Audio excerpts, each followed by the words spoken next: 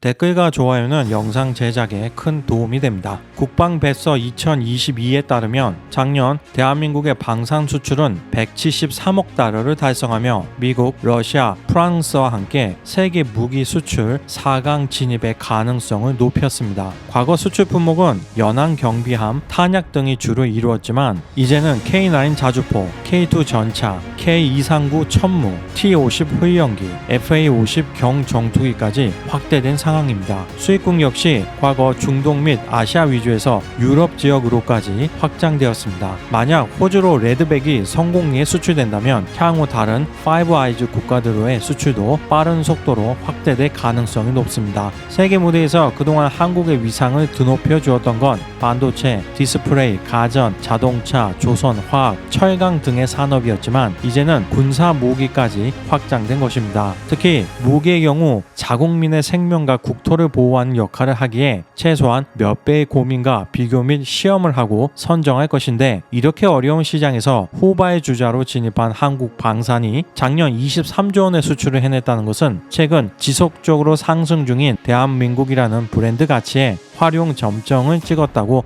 볼 수 있는 국가적인 쾌거입니다. 또 하나 주목할 만한 점은 2010년에서 2020년까지 한국의 방산 수출액은 불과 연평균 30억 달러 수준이었다는 것입니다. 그런데 2021년 70억 달러로 2배 이상 증가했으며 2022년에는 173억 달러로 다시 한번 2배 이상 증가하였습니다. 이는 불과 100년 전에는 자신들의 국가조차 가지지 못했던 한국이 이제 국제적으로 인정받는 기술 강국이 된 것입니다. 늘어나는 수출에 따라 한국의 주요 방산 기업들의 영업이익도 작년에 비해서 적게는 35%, 많게는 143%나 증가한 것으로 나타났습니다. 또한 수주받은 물량을 원활히 생산하기 위해 몇몇 기업은 공격적으로 생산 라인 증설에 속도를 내고 있습니다. 국내외적으로 늘어나고 있는 무기 수요에 적절히 대응하고 규모의 경제를 이뤄 더욱 경쟁력 있는 판매 가격을 확보하기 위해서입니다. 최근 요하니스 루마니아 대통령이 방한한다는 소식이 들려오고 있습니다. 루마니아는 우크라이나와 맞닿아 있는 나토의 최전선 국가인데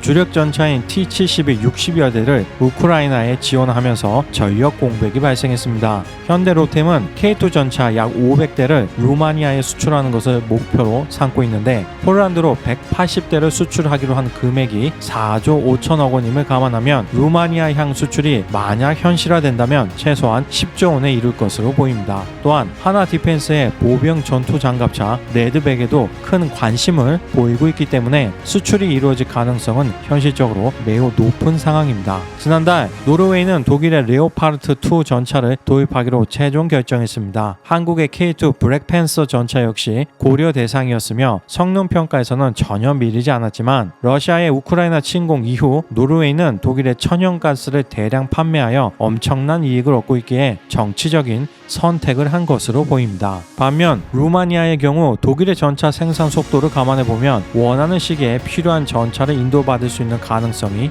없습니다. 하지만 현대 로템은 폴란드로부터 수주한 1차 물량 중 10대를 단 3개월 만에 납품했으며 이는 곧 K2 전차 180대를 수출하는 계약으로 확대되었습니다. 이처럼 한국 방산기업의 생산성은 다른 국가들을 압도하고 있는 것입니다. 폴란드는 2019년 미국의 다연장 로켓 발사 시스템 하마스를 20문 발주했는데 2024년이나 되어야 인도받을 수 있을 것으로 보이며 미국은 폴란드의 추가 구매 요청에 대해 생산 문제로 거절한 것으로 알려져 있습니다. 결국 폴란드는 하마스를 충분히 구매하지 못한 대안으로 60억 달러 규모로 한국의 다연장 로켓포 천무를 도입하기로 했습니다. 다연장 로켓 발사대는 대당 30억 정도이지만 폴란드가 수입하기 원하는 로켓탄의 수량이 무려 2만 3천여 발에 달하기에 수출 규모가 커졌습니다. 폴란드는 우크라이나군이 하마스를 이용해 러시아군 후방의 탄약고를 집중 타격하여 전쟁의 흐름을 가져온 것을 눈여겨본 것으로 추측됩니다.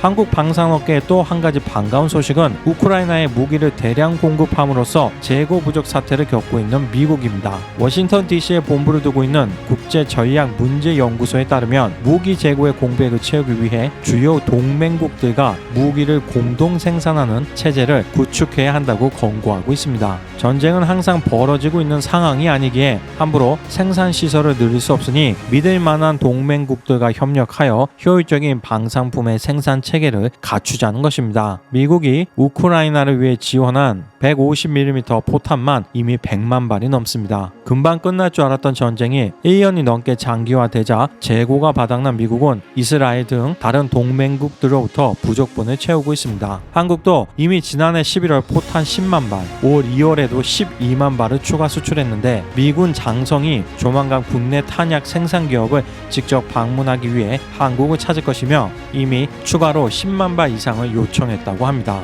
이제 한국의 방산기업들은 중동, 동남아, 유럽을 넘어 머지않아 세계 최강대국 미국에까지 본격적으로 진출하게 될 것으로 보입니다. 물론 시작은 포탄이 주로 이루겠지만 높은 가성비를 가지고 있는 한국 방산품은 언젠가는 미국 시장을 뚫어낼 수 있을 것이라는 걸 어렵지 않게 예상할 수 있습니다. 폴란드는 여러모로 우리와 비슷한 점이 많습니다. 과거에는 폴란드, 리투아니아 연방이라는 강력한 제국이었지만 결국 주변의 독일과 러시아 같은 강대국들로 인해 국토가 점점 줄어들었으며 세계 2차 세계대전 당시에는 독일과 소련의 침략을 받아 수많은 사람들이 희생되고 국토가 분단되었던 끔찍한 고통을 겪었습니다. 따라서 한국과 폴란드는 누구보다도 어렵고 힘들었던 서로의 역사를 이해해줄 수 있는 중요한 친구이며 이를 바탕으로 앞으로 더욱 견고한 동맹을 맺어 나갈 수 있을 것입니다. 폴란드는 지속적으로 한국의 무기 체계를 도입할 계획임을 밝혔으며 양국 군인들이 교차 방문해 공동 군사 훈련을 하기로 했습니다.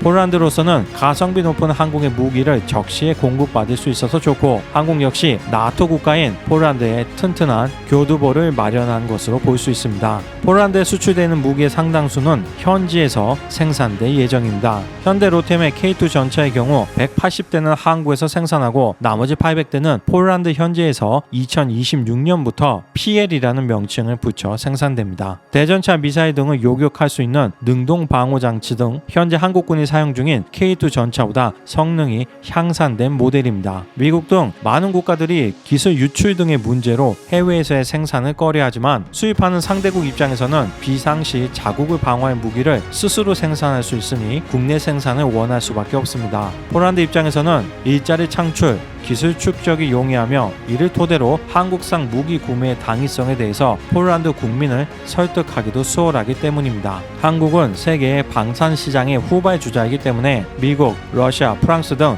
선발 주자들보다는 좋은 조건을 제시할 수밖에 없는 상황입니다. 하지만 현지 생산이 꼭 나쁜 것만은 아닙니다. 반도체처럼 세계 최고의 기술을 보유하고 있다면 한국 내 생산을 고집해야 하는 필요성이 있지만 한국의 방산 기술은 그 정도로 최고 수준은 아니기 때문입니다. 또한 수출에 필요한 만큼 한국 내에서 생산 라인을 모두 늘릴 수 없기 때문에 일정 부분은 해외에서 라이선스 생산을 하게 해주면서 로열티를 받고 한국 내에서는 연구 개발에 집중할 필요가 있습니다. 오늘은 급격하게 증가하고 있는 한국 방산 수출에 대해서 알아봤습니다. 소중한 의견을 댓글로 남겨주시면 감사하겠습니다. 앞으로도 한국 무기의 수출 소식이 연이어 들려오기를 기원하며 올해 꼭 수출 40조 원을 달성하여 세계 무기 수출국 4강에 안착하기를 바랍니다.